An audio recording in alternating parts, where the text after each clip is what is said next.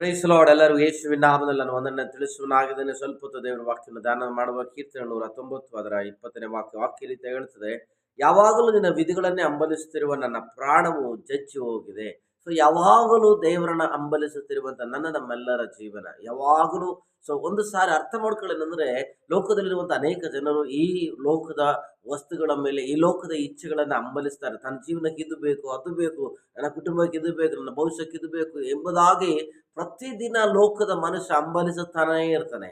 So ಆದರೆ ಯಾವ ವ್ಯಕ್ತಿ ದೇವರನ್ನು ಹಂಬಲಿಸುತ್ತಾನೋ, ಯಾವ ವ್ಯಕ್ತಿ ದೇವರ ವಾಕ್ಯವನ್ನು ಹಂಬಲಿಸುತ್ತಾನೋ, ಯಾವ ವ್ಯಕ್ತಿ ದೇವರ ವಿಧಿಗಳನ್ನ, ನ್ಯಾಯಗಳನ್ನ, ಆಜ್ಞೆಗಳನ್ನು ಹಂಬಲಿಸುತ್ತಾನೋ, ದೇವರ ಮಾತುಗಳನ್ನ ಕೇಳುವುದಕ್ಕಾಗಿ, ದೇವರ ಮಾತುಗಳನ್ನ ಪ್ರಕಾರ ನಡೆಯುವುದಕ್ಕಾಗಿ ಹಂಬಲಿಸುತ್ತಾನೋ, ವಾಕ್ಯ ಹೇಳ್ತದೆ ಅವನ ಪ್ರಾಣವು ಜಜ್ಜಿ ಹೋಗುತ್ತದೆ. ಅಂದ್ರೆ ಅರ್ಥ, ಈ ಲೋಕದ ಇಚ್ಛೆಗಳೆಲ್ಲ ಸಂಪೂರ್ಣವಾಗಿ ಅವನನ್ನ, ಅವನ ಜೀವನವನ್ನು, ಅವನನ್ನ, ಅವನ ಬಾಳನ್ನ, ಅವನನ್ನ, ಅವನ ಬದುಕನ್ನು, ಅವನನ್ನ, ಅವನ ಕುಟುಂಬವನ್ನ ಸಂಪೂರ್ಣವಾಗಿ ತ್ಯಜಿಸುವಂಥದ್ದಾಗಿದೆ ಅಥವಾ ಬಿಟ್ಟು ಹೋಗುವಂಥದ್ದಾಗಿದೆ. ಇವತ್ತು ಅನೇಕ ಸಾರಿ ಯಾಕೆ ಲೋಕದ ಆಸೆಗಳು ನಮ್ಮನ್ನ ಬಿಟ್ಟು ಹೋಗ್ತಾ ಇಲ್ಲ, ಯಾಕೆ ಲೋಕದ ಇಚ್ಛೆಗಳು ನಮ್ಮ ಶರೀರವನ್ನು ಬಿಟ್ಟು ಹೋಗ್ತಾ ಇಲ್ಲ ಅಂತ ಹೇಳಿದ್ರೆ, ನಮ್ಮ ಆಸೆ ದೇವರ ವಾಕ್ಯದ ಮೇಲಿಲ್ಲ, ದೇವರ ಮೇಲಿಲ್ಲ. ಇವತ್ತು ದೇವರ ಮೇಲೆ ನಿನ್ನ ಆಸೆ, ನಿನ್ನ ಬಯಕೆ ಇರುವುದಾದ್ರೆ, ನೀನು ದೇವರ ಮೇಲೆ ನಿನ್ನ ಸಂಪೂರ್ಣವಾಗಿ ನಿನ್ನ ಜೀವನವನ್ನು ಆತುಕೊಳ್ಳುವುದಾದ್ರೆ, ಡೆಫಿನೆಟ್ಲಿ ಆಗಿ ಏನಾಗುತ್ತೆ ಅಂದ್ರೆ, ಈ ಲೋಕದ ಕಾರ್ಯಗಳಿಗೆ ಸಂಪೂರ್ಣವಾಗಿ ನಿನ್ನ ಪ್ರಾಣ ಜಜ್ಜಿ ಹೋಗುತ್ತದೆ, ಸಂಪೂರ್ಣವಾಗಿ ನಾಶವಾಗುತ್ತದೆ.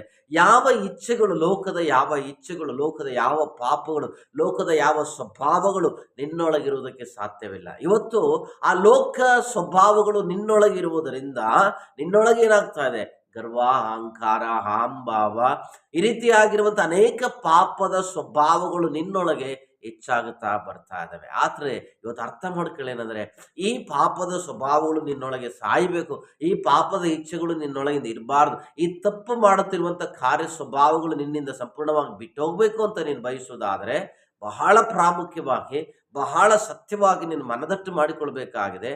ಏನಂತ ಹೇಳಿದ್ರೆ, ನೀನು ದೇವರ ವಾಕ್ಯವನ್ನು, ನೀನು ದೇವರ ಆಜ್ಞೆಗಳನ್ನು ಕೇಳುವಂಥವನು, ಅದನ್ನು ಆಲಿಸುವಂಥವನು, ಅದನ್ನು ಓದುವಂಥವನು, ಆ ವಾಕ್ಯವನ್ನು ಧ್ಯಾನಿಸುವಂಥವನು ಆಗುವುದಾದರೆ ಸಂಪೂರ್ಣವಾಗಿ ಈ ಲೋಕಕ್ಕೆ ನಿನ್ನ ಮನಸ್ಸು, ನಿನ್ನ ಹೃದಯ ಜಜ್ಜಲ್ಪಡುತ್ತೆ. ಯಾವಾಗ ಈ ಲೋಕಕ್ಕೆ ನಿನ್ನ ಹೃದಯ, ನಿನ್ನ ಇಚ್ಛೆಗಳಿಗೆ ಜಜ್ಜಲ್ಪಡುತ್ತದೋ, ನೀನು ಪರಲೋಕದ ದೇವರ ಸ್ವಭಾವವುಳ್ಳ, ದೇವರ ಮನಸ್ಸುಳ್ಳ, ದೇವರ ಆಸೆಯುಳ್ಳ, ದೇವರ ಬಯಕೆಯುಳ್ಳ ಮಗನು, ಮಗಳಾಗಿ ಭೂಮಿ ಮೇಲೆ ಜೀವಿಸೋದಕ್ಕೆ ಸಹಾಯವಾಗುತ್ತೆ. ಯಾಕಂದರೆ ಯೇಸು ಕ್ರಿಸ್ತನ ಸೃಷ್ಟಿಕರ್ತ ನಿನಗೋಸ್ಕರ ಪ್ರಾಣ ಕೊಟ್ಟಿದ್ದಾನೆ, ಸತ್ತಿದ್ದಾನೆ. ಆ ಸೃಷ್ಟಿಕರ್ತನಿಗೋಸ್ಕರ ನಿನ್ನ ಸಂಪೂರ್ಣವಾದ ಈ ಲೋಕದ ಇಚ್ಛೆಗಳು ಸಾಯುವುದಾದರೆ, ನೀನು ನಿತ್ಯ ಜೀವಕ್ಕೆ, ಸ್ವರ್ಗ ರಾಜ್ಯಕ್ಕೆ ಬಾಧ್ಯಸ್ಥನು, ಬಾಧ್ಯಸ್ಥಳು ಆಗ್ತೀಯ.